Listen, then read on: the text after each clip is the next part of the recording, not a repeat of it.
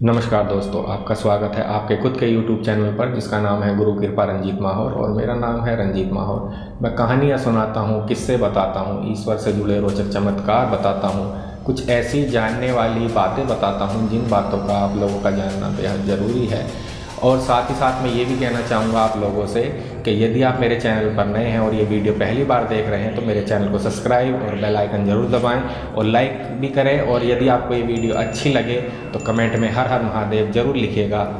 तो आज हम बात करेंगे लोकेश के बारे में। लोकेश से हमारी कैसे मुलाकात हुई और उसके साथ क्या समस्या थी, उसके परिवार में क्या समस्या थी, क्योंकि जिस दौरान लोकेश हमसे मिला उसके साथ काफ़ी विचित्र विचित्र घटनाएं हो रही थी और घर में बीमार भी अधिकतर सभी लोग थे और उसका परिवार भी ज़्यादा बड़ा भी नहीं था। और लोकेश था, लोकेश के मम्मी पापा और एक बहन थी, छोटा सा परिवार था।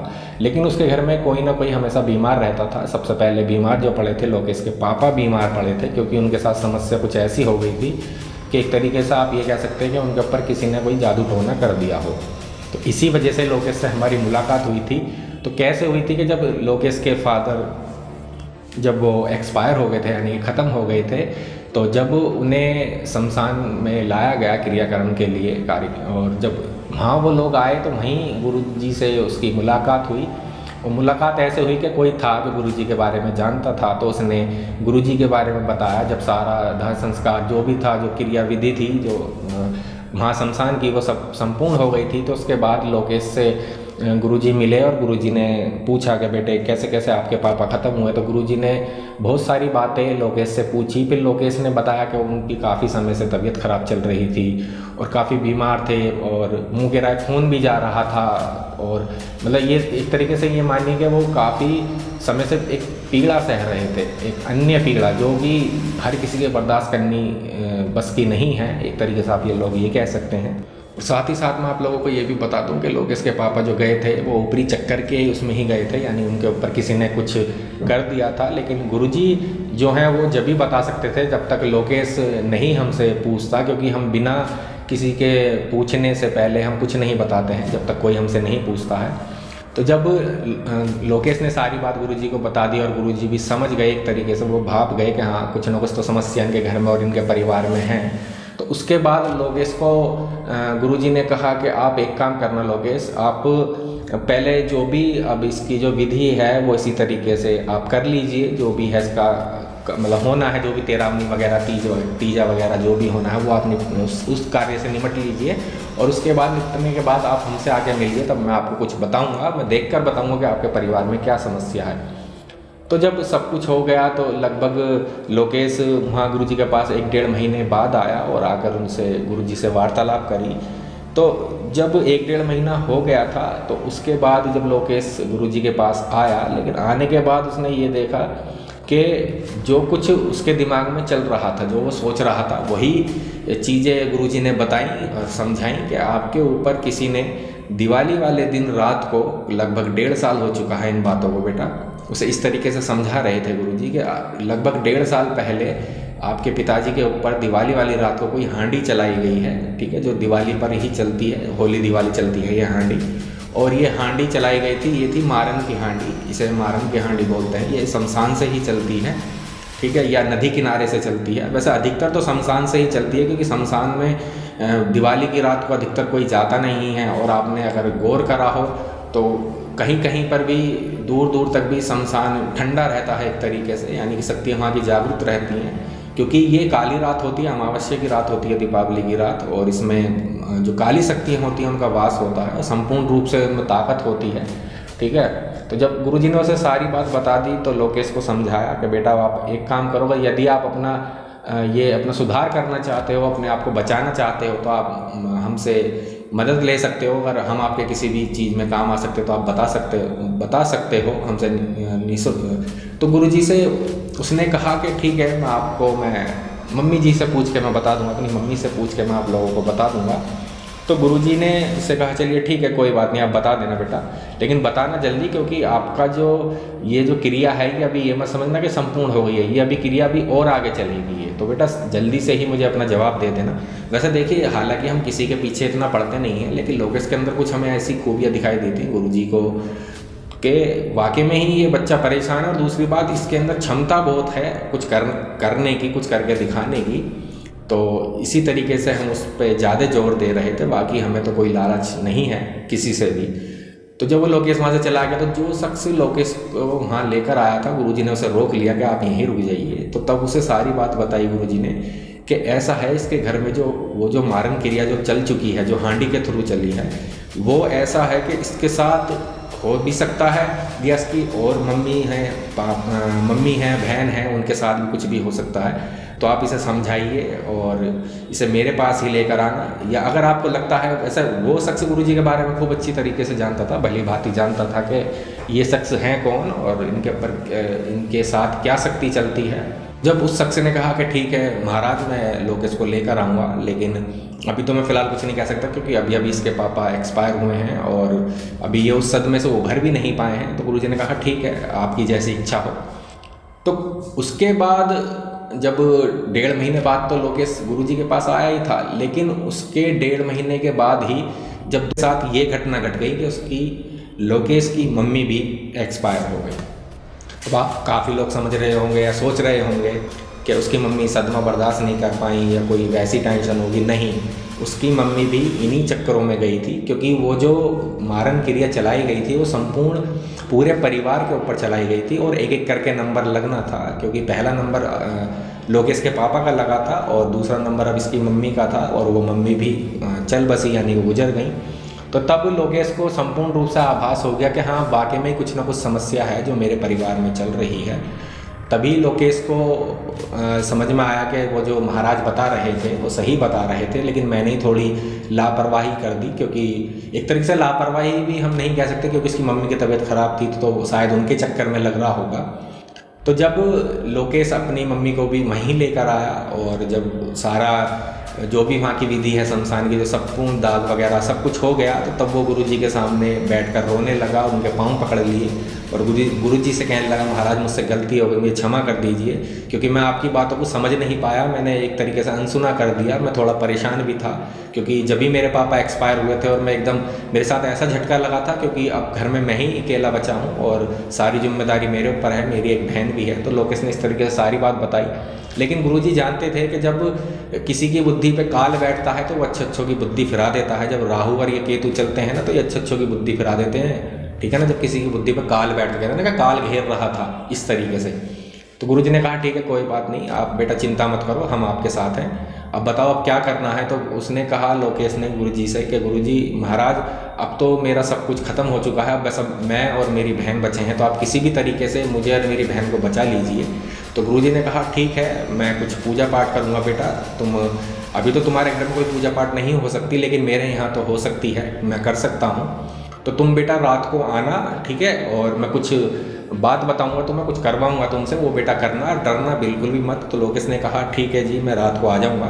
तो रात को लगभग लोकेश 10 साढ़े 10 बजे गुरुजी के पास आया। तो गुरुजी पूजा पर वहाँ बैठे हुए थे और पूजा चली रही थी, तभी लोकेश आया। लोकेश ने गुरुजी से नमस्ते करी, तो गुरुजी बोल तो सकते नहीं थे क्योंकि वो पूजा कर रहे थे, तो गुरुजी ने इशारा कर दिया कि मेरे पास आकर बैठ जाओ। तो वो थोड़ी सी दूरी पर गुरुजी के पास आकर बैठ गया। बैठने के बाद जब लोकेश की बारी आई, यानी लोकेश से जो करवाना था, जब आहुति की बारी आई, तो जब लोकेश से आहुति गिरवाई तो तभी वहाँ अचानक तेज़ तेज़ हवाएं चलने लगी और एक तरीके से ऐसा माहौल हो गया कि जानी कितने भयंकर तूफान आने वाला हो। बहुत ज़ोर ज़ोर की हवाएं चलने लगी, पेड़ हिलने लगे, पत्ते आवाज़ कर रहे थे साएं साएं सरर सरर, और इस तरीके की मतलब वहाँ का सिचुएशन ऐसा हो गया था कि अगर कोई कमज़ोर दिल वाला होता तो उसे तुरंत ही हार्ट अटैक आ जाता।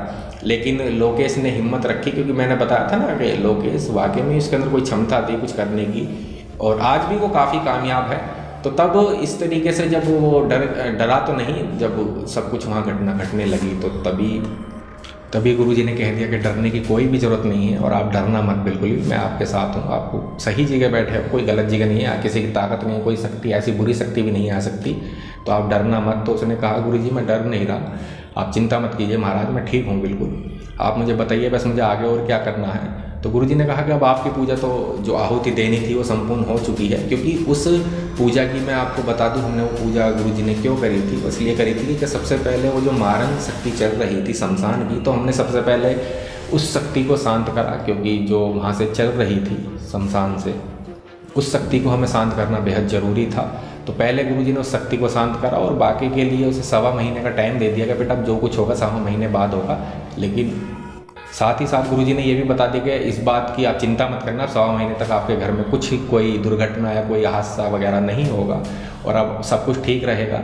लेकिन 1.25 महीने के लिए आप थोड़ा संभल कर रहना, अपने घर पर ही अधिकतर रहना। अगर मान लो आप काम वगैरह करते हो तो ड्यूटी पर जाओ, काम करो और काम से सीधे घर पर आना। लेकिन जब घर पर आ जाओ तो घर से बाहर मत जाना, ज़्यादा घूमना फिरना मत।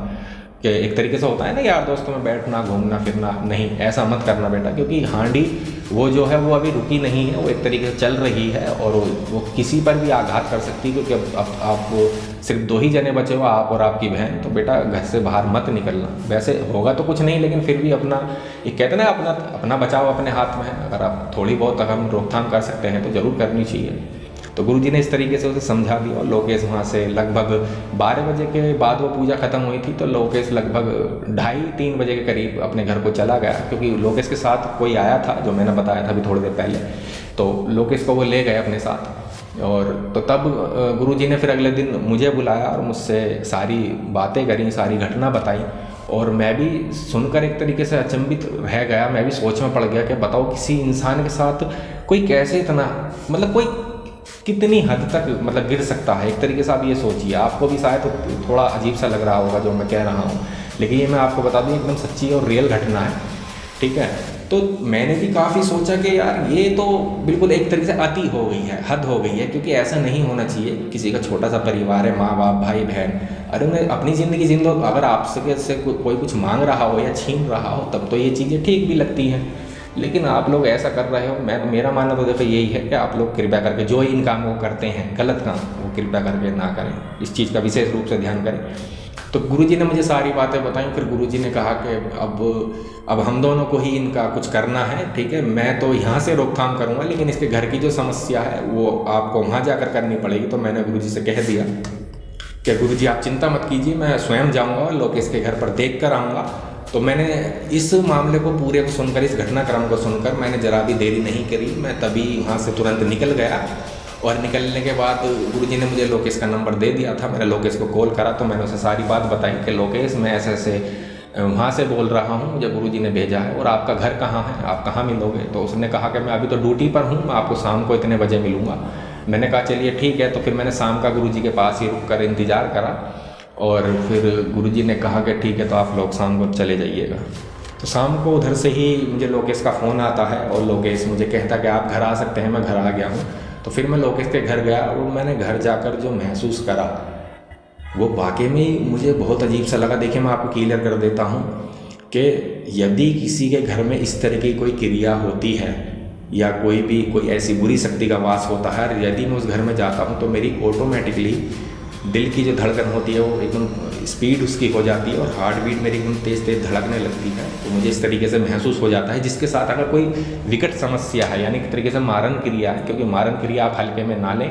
अगर ये मारन क्रिया जब चलाई जाती है तो ये इसका एक तरीके से निशाना अचूक है और कभी भी ये खाली नहीं जाता है, ठीक है। लेकिन अगर कोई शख्स सही अगर आ जाता है सामने तो वो उसको पलट भी सकता है, ये नहीं है कि ये पलटी नहीं जा सकती। लेकिन इतनी समय में आना और उस काम को करना, क्योंकि काफ़ी देर हो जाती है तब तक। लेकिन हाँ ये है, जब ये चलती है तो एक न एक को तो लेती ही लेती है, क्योंकि शमशान से ये क्रिया चलती है। और शमशान कोई आप मामूली ना समझे, ठीक है, क्योंकि वहाँ की जो शक्ति है, मैंने काफ़ी वीडियो में बताया है शमशान के बारे में। शमशान जो है एक तरीके से ये होता है कि वो अगर कोई वहाँ जाकर सिद्धि करता है या कोई किसी शक्ति को जगाता है, वहाँ जाकर मरघट की काली हुई या भैर की हुई या शमशान भैरव हुए, इनको अगर वहाँ उनकी कोई सिद्धि या पूजा करता है या अन्य किसी भी शक्ति की वहाँ पूजा करता है जिसकी विधि विधान शमशान से जुड़ा हुआ है, तो ये लोग ऐसा ही करते हैं। शमशान को जगा तो देते हैं लेकिन उसे ठंडा नहीं करते, क्योंकि शमशान को जगाना और शांत करना भी ज़रूरी होता है, क्योंकि शमशान को जगाना इतना आसान नहीं है।